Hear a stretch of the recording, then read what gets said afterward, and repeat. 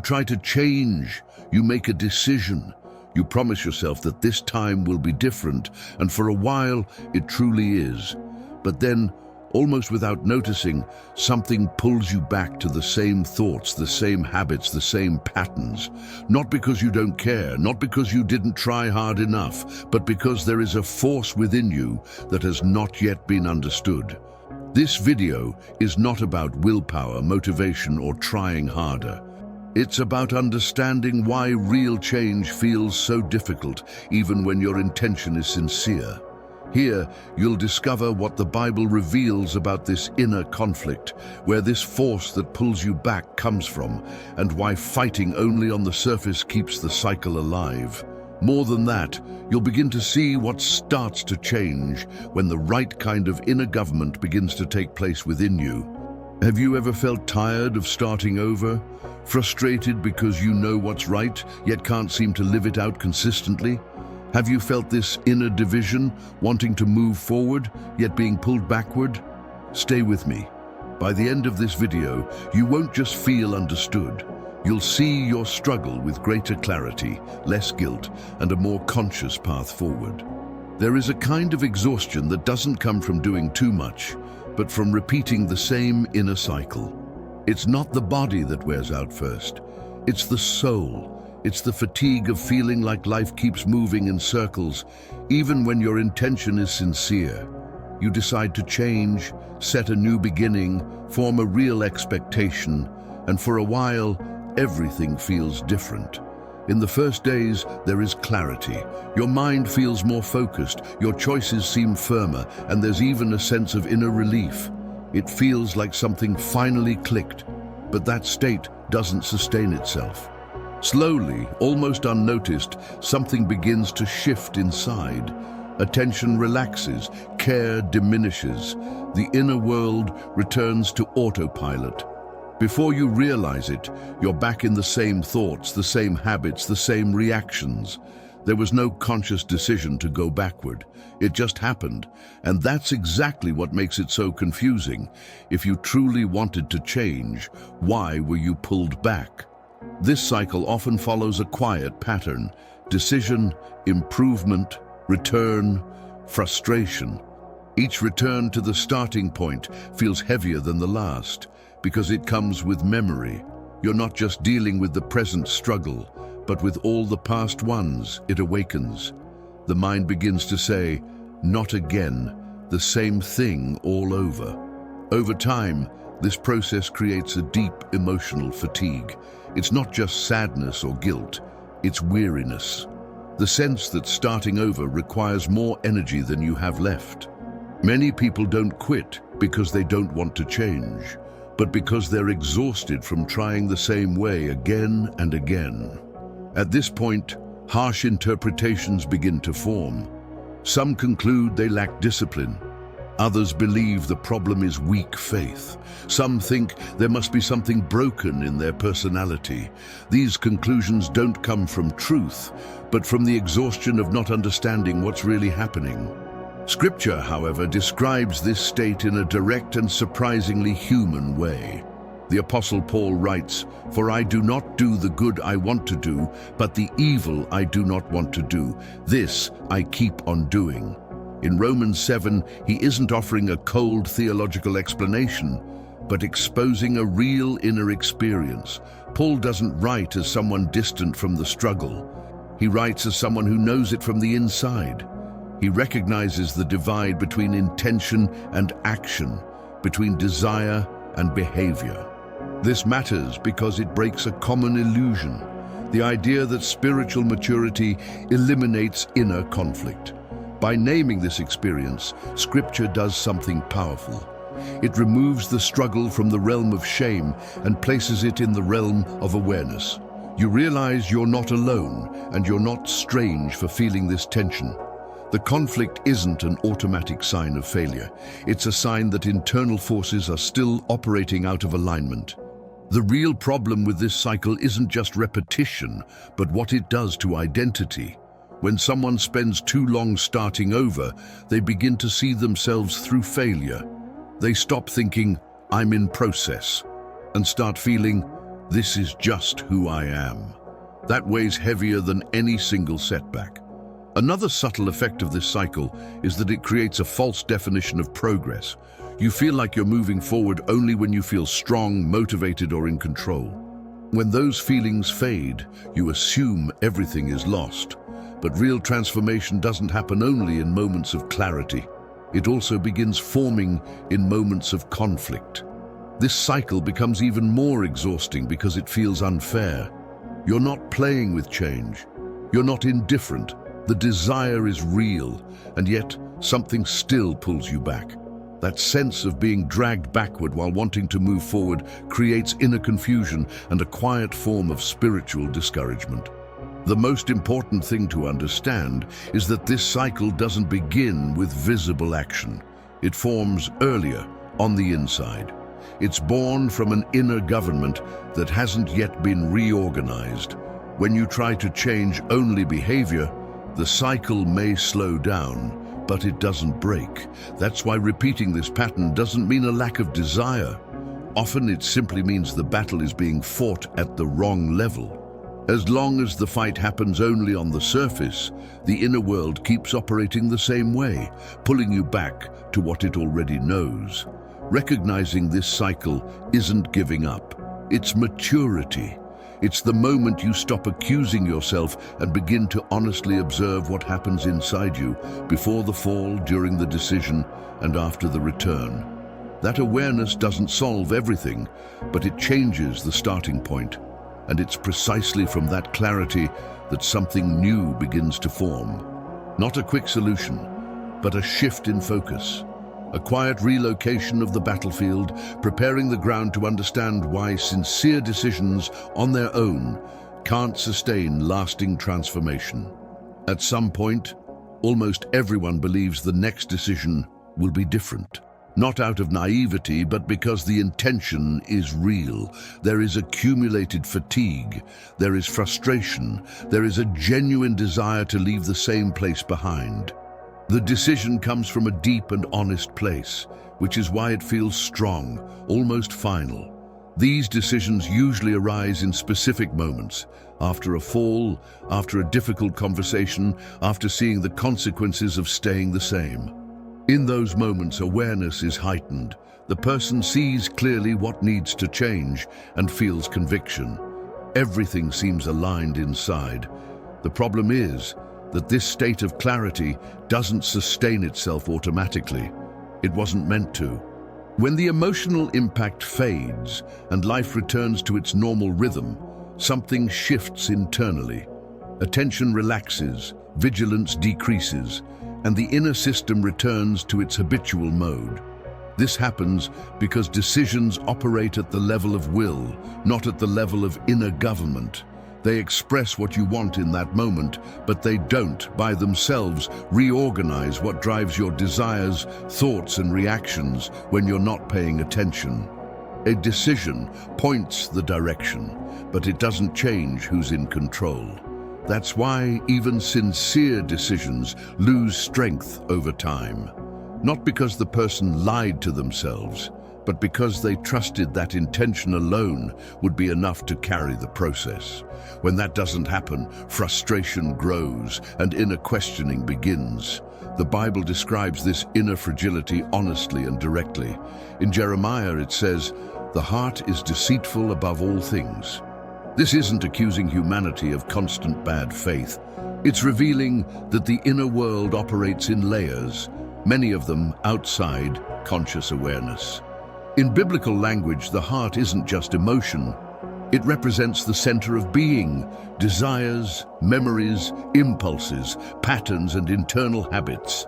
When that center isn't guarded, it naturally returns to what's familiar. Even when the familiar isn't healthy, it offers predictability, and the human interior seeks predictability when it isn't consciously governed. That's why promises made in exhaustion rarely last. They're born from a peak of awareness, but they try to survive in a daily life that still runs on autopilot.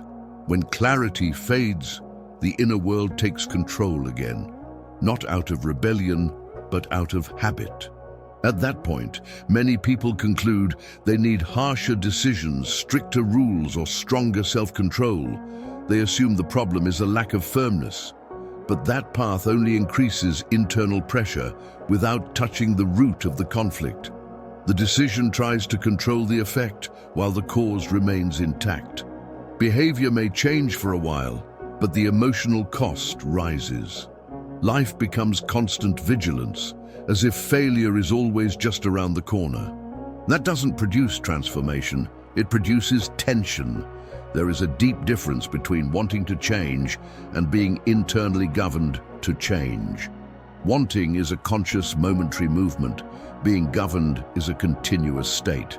Until the inner government shifts, the decision has to fight alone against older, more trained, more automatic forces. Another common mistake is treating a deep problem with superficial solutions. The person tries to compensate for the lack of inner government with constant effort. It works for a time, but it demands a high price. Spiritual life becomes containment, not freedom. Resistance, not restoration. When change depends only on repeated decisions, the cycle stays alive. Each new decision carries more weight, more expectation, and more fear of failure. Instead of lightness, pressure is born. Instead of progress, exhaustion. This doesn't mean decisions are useless. They matter, but they're not enough. They reveal desire, point direction, and express awareness. But on their own, they can't sustain deep transformation when the center that governs life is still operating the same way. Understanding this brings relief. You're not failing because you don't decide well enough. You're trying to solve a complex inner conflict with a limited tool. A decision shows what you want to change, but it doesn't automatically change what moves you when no one is watching. From this understanding, something begins to shift.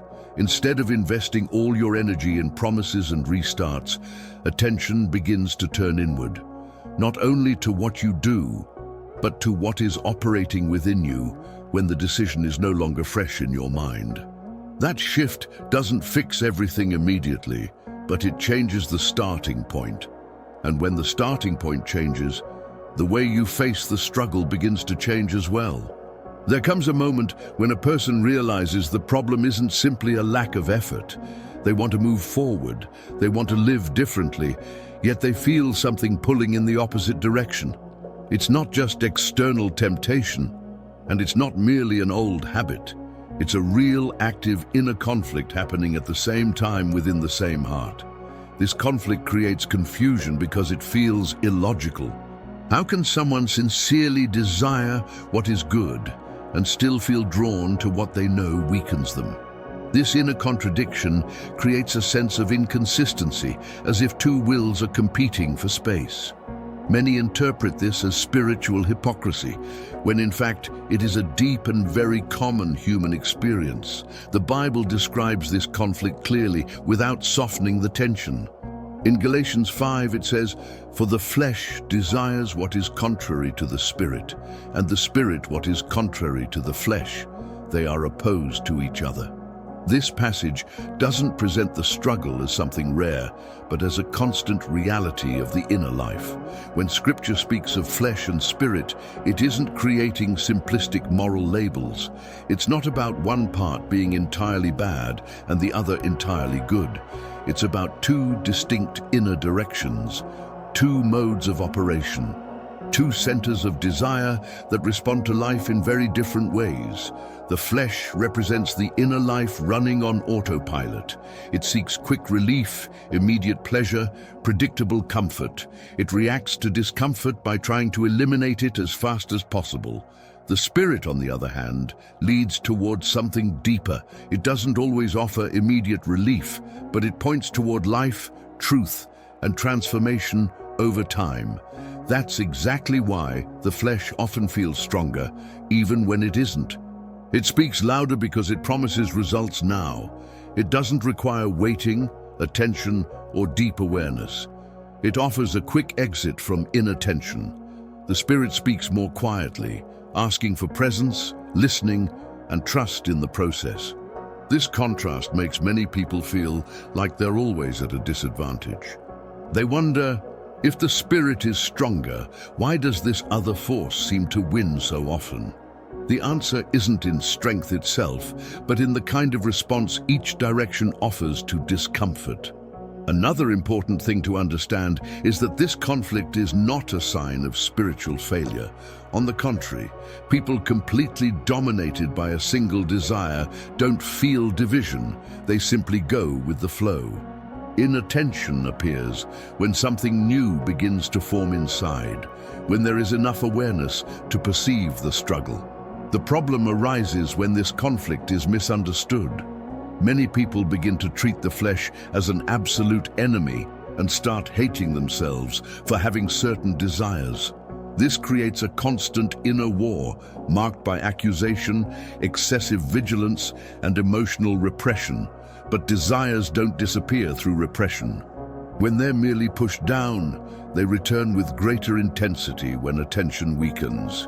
Instead of freedom, a cycle of control and guilt is formed. Instead of healing, inner division grows. Scripture points to a different path. The conflict isn't resolved by violently destroying one side, but by a change of government. When the spirit begins to lead, the power of the flesh gradually loses ground, not through coercion, but through inner realignment. While this inner government is still unclear, the feeling of being pulled back remains, not because you are weak and not because your faith is insufficient, but because two directions are still operating at the same time within you. Understanding this completely changes how you relate to the struggle. This clarity brings relief. You stop seeing yourself as broken and begin to see yourself as someone in process. The struggle ceases to be a chaotic war and becomes a signal that something within you is asking for direction, not condemnation. If this content is helping you understand your own struggle with more clarity, less guilt, and greater awareness, consider subscribing to the channel. That allows this kind of message to keep reaching people who live this same silent conflict, but don't yet have words for it. This understanding doesn't end the battle, but it changes where it takes place. And when the battlefield changes, the next step begins to come into view. After recognizing the inner conflict, an inevitable question arises. If the struggle isn't just about behavior, where does it actually take place? Many people spend nearly all their energy trying to control visible actions, yet they continue to be surprised by setbacks that seem to come out of nowhere.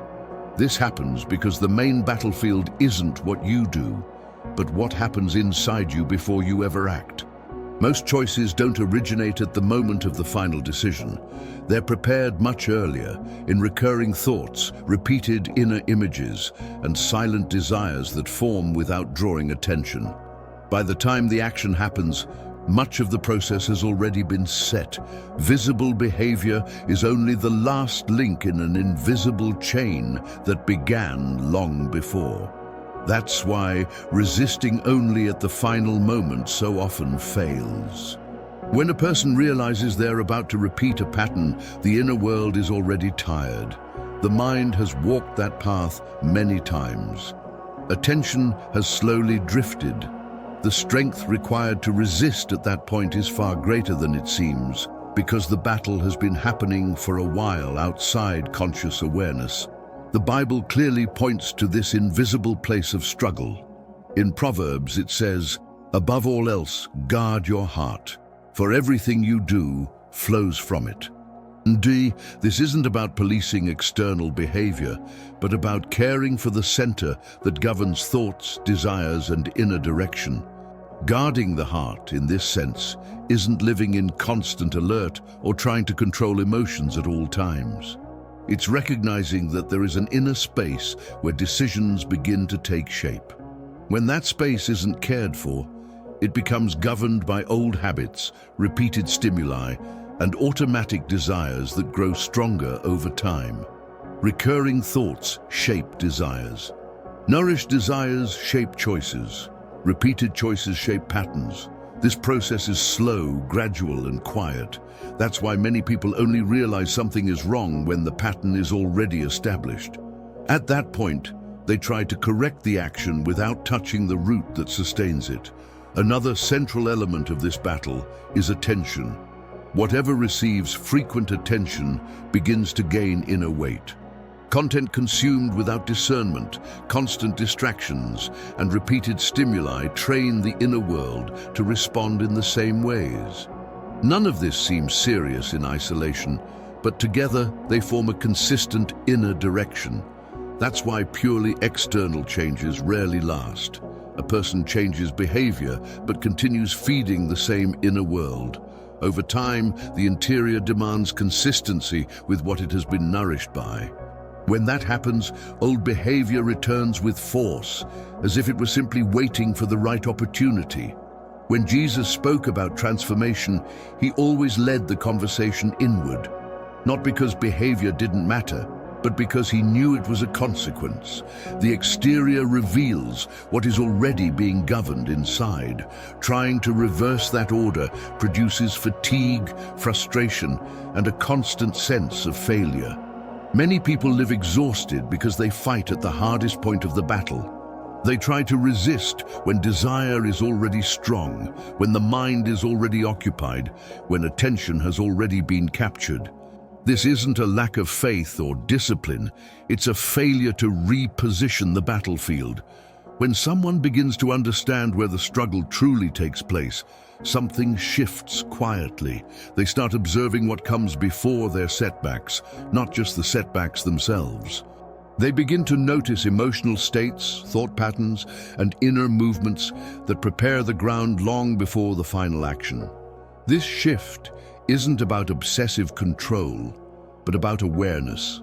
It's not about monitoring every thought, but learning to recognize which thoughts, desires, and stimuli are gaining inner authority. It's at this level that transformation begins to become possible in a more consistent way. As long as the focus remains only on visible action, the cycle tends to repeat. But when attention moves to the heart, the mind, and awareness itself, the struggle begins to be faced in the right place. And this repositioning prepares the ground to understand why some well-intentioned efforts end up, without realizing it, keeping the cycle alive. After realizing where the battle truly takes place, many people end up making a subtle but decisive mistake. They continue trying to solve a deep problem from the wrong place. They begin to understand that the conflict isn't just behavior, yet they still concentrate almost all their energy on what can be seen and measured. The focus remains on external results, not on the inner source. This mistake almost always comes from good intentions.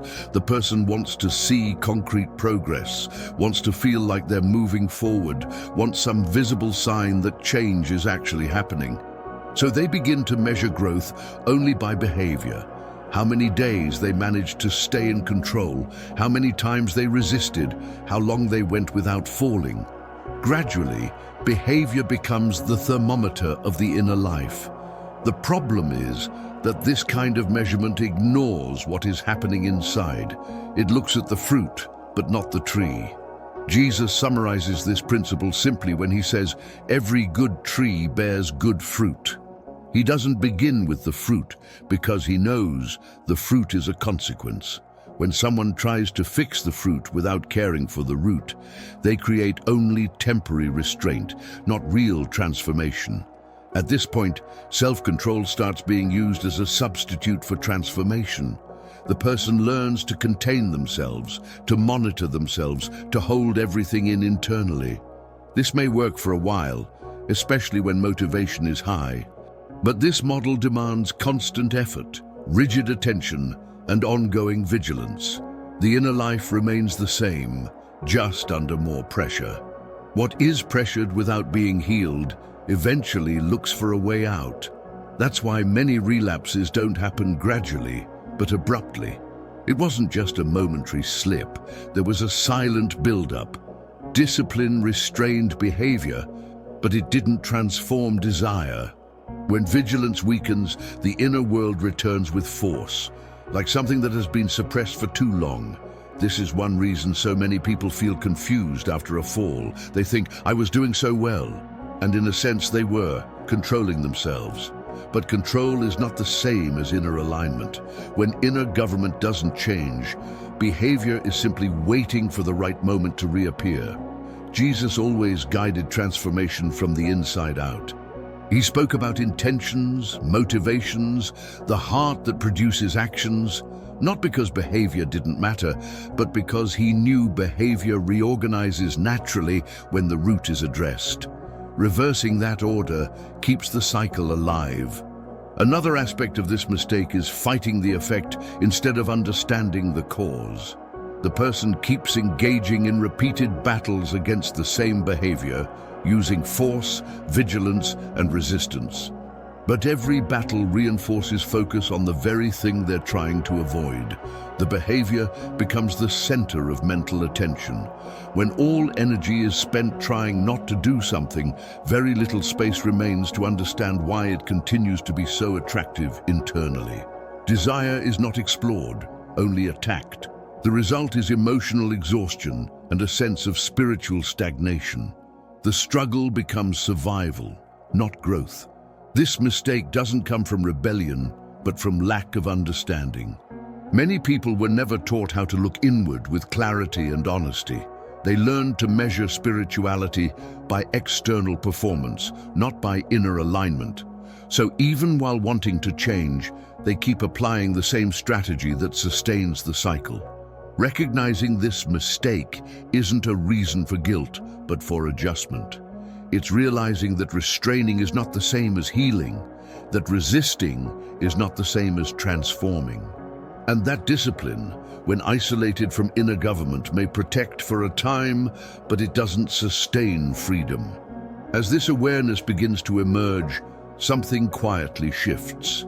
The person starts paying less attention to the fruit and more to the root. Less to isolated behavior and more to what is governing desires, thoughts, and attention. This movement doesn't produce immediate visible results, but it begins to weaken the cycle at its source. From this point on, the process stops being mere spiritual survival and begins to become real transformation, still forming, still progressive, but now directed at the right place, where change can truly happen. When inner government begins to realign, change rarely arrives in dramatic ways. There is no clear milestone, no constant sense of victory. What appears first are subtle signs, quiet indicators that are easily missed when someone is expecting immediate external transformation. One of the earliest signs is a change in automatic reactions. Situations that once triggered predictable responses begin to lose their grip. Not because desire has completely disappeared, but because something creates a small space between stimulus and response. Even a brief pause indicates that the inner life is no longer reacting on its own. That inner space changes everything. Before, the response felt inevitable. Now, there is choice. Not a forced choice, but a genuine possibility to respond differently. This simple shift already reveals that inner government is no longer fully surrendered to autopilot. Another quiet sign is increased inner clarity. The person begins to notice what is happening inside much earlier. Thoughts, inclinations, and emotional states no longer operate in the shadows. They are seen more clearly, without urgency and without accusation. This awareness isn't accompanied by anxiety. On the contrary, it brings a different kind of calm, almost unexpected. It isn't rigid control, but gentle perception. The person starts to understand themselves better in the moments leading up to a fall, not only after it happens. Scripture describes this kind of guidance when it says, "For all who are led by the Spirit of God are children of God." To be led is not to be pushed. It's not to be pressured internally. It's to be guided steadily, progressively, in a way that respects the timing of the process. As this inner government grows stronger, guilt begins to lose its grip. Not because everything is resolved, but because the person stops interpreting every failure as identity. Mistakes cease to be proof of personal failure and become information about the process. Instead of accusing themselves, they observe. Instead of condemning themselves, they learn. This inner shift reduces the emotional weight of the struggle. The journey becomes less marked by shame and more marked by honesty and attentiveness. Another important sign is the reduced need for excessive vigilance. The person no longer feels the need to control themselves at all times. There is greater trust in the process and less inattention. Constant effort begins to give way to ongoing awareness. This doesn't mean careless relaxation. It means maturity. The person understands that attentiveness is more effective than tension. The struggle becomes less aggressive and more conscious, which significantly reduces emotional exhaustion. Subtle changes also begin to appear in the area of desire. What once felt irresistible slowly starts to lose intensity. It doesn't vanish immediately, but it no longer occupies the same place. At the same time, desires aligned with peace, truth, and life begin to emerge, even if still fragile. These signs are often ignored because they don't produce excitement. They don't create impressive stories or quick results to show others. Yet they are precisely the indicators that inner government is reorganizing in a healthy and sustainable way. Many people quit right here because they believe nothing is happening. In reality, something essential has already begun. The Spirit doesn't work with haste, but with depth.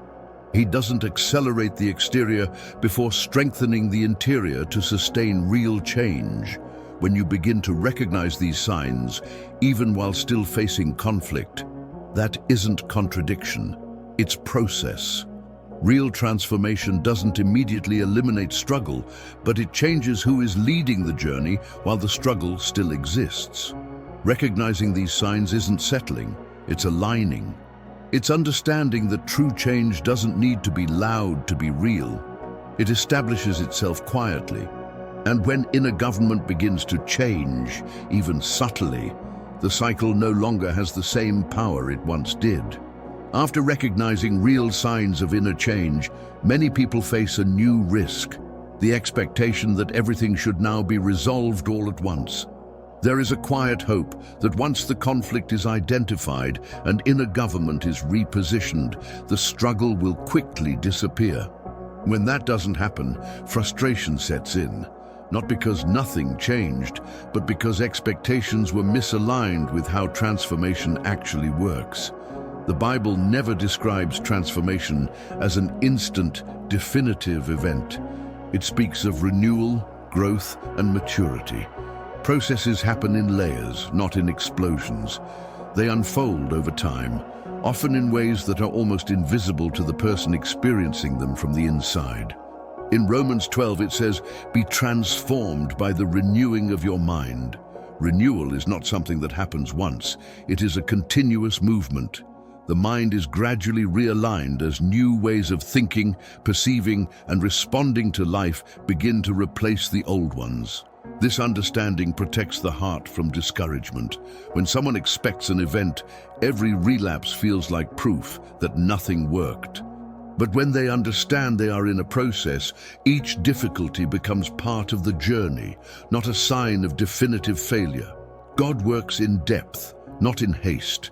He doesn't erase old patterns all at once because they were formed over time. Instead, he reorganizes the inner life layer by layer, strengthening awareness, adjusting desires, and training new responses. Many people measure progress only by the absence of conflict. But spiritual maturity measures growth by the quality of awareness. Today you notice sooner. Today you react less automatically. Today you accuse yourself less. Today you can remain present even in the middle of struggle. That is transformation happening. When change is understood as a process, comparison loses its power. You stop measuring yourself by others' performance and begin to observe your own journey with more honesty. The focus shifts from perfection to perseverance. This understanding also prevents premature quitting. Many abandon the path not because change didn't happen, but because it didn't happen at the speed they expected. When you learn to respect the timing of the process, the journey becomes more sustainable and less heavy. If this content is helping you understand your own journey with more clarity, less guilt, and greater maturity, consider subscribing to the channel. It helps keep these reflections available to people who are tired of quick solutions and are seeking real transformation. Lasting transformation doesn't need to be rushed. It needs to be sustained. And when you understand that you are in a process, even difficult days stop feeling like threats and begin to take their place as part of the path. Throughout this journey, something important becomes clearer. You are not being pulled back because you are weak, inconsistent, or incapable of change. What is happening inside you is not a personal defect, but a process still taking shape. When this understanding arrives, the weight of guilt slowly begins to lift. Guilt is often born when struggle is interpreted as a flaw of character. Every relapse becomes an inner accusation. Every difficulty turns into proof of inadequacy. But when the struggle is understood as part of an inner government conflict, the perspective changes. The focus moves away from condemnation and toward awareness. The Bible points to this shift when it says, "Where the Spirit of the Lord is, there is freedom." Freedom here does not mean the immediate absence of struggle, but the absence of inner imprisonment. It means no longer living under constant accusation and beginning to walk with attentiveness, clarity, and direction. Living in guilt traps a person in the past. They mentally replay mistakes, decisions, and failures, trying to correct themselves through self-accusation. Awareness, on the other hand, keeps a person in the present. It observes what is happening now, recognizes what is being governed, and chooses to respond with greater alignment. When awareness replaces guilt, energy shifts. Instead of spending strength defending themselves internally, a person begins investing attention in noticing their inner movements. Mistakes stop being labels and become signals, indicators of something that needs care, not hatred. This shift produces a different kind of maturity. The person no longer feels spiritually behind all the time. They understand they are on a path. Adjustments are happening. The process is not stalled, even when struggle still exists. The pull that was once seen as an enemy begins to be viewed as information. It reveals areas not yet fully governed, spaces that call for presence, not repression. When that happens, the cycle loses part of its emotional power. None of this means settling. It means direction. Transformation stops being a desperate attempt to fix oneself and becomes a conscious journey of inner alignment, not driven by fear of failure, but by the desire to live with greater wholeness. This path does not end here. It continues in everyday life, in simple choices, in daily attention, in how you respond to what happens inside you. True change does not announce itself loudly. It establishes itself in the quiet of awareness. If you've made it this far, you may sense that something has already begun to change. Not everything, but what matters most. Less guilt, more clarity, less accusation, more presence. And that is a sign that inner government is no longer the same as before. This video does not end the process. It simply repositions the way you see it. From here, the invitation is simple and profound. Continue walking with awareness, allowing freedom to grow where there was once only weight. And it is in that quiet, real place that transformation continues.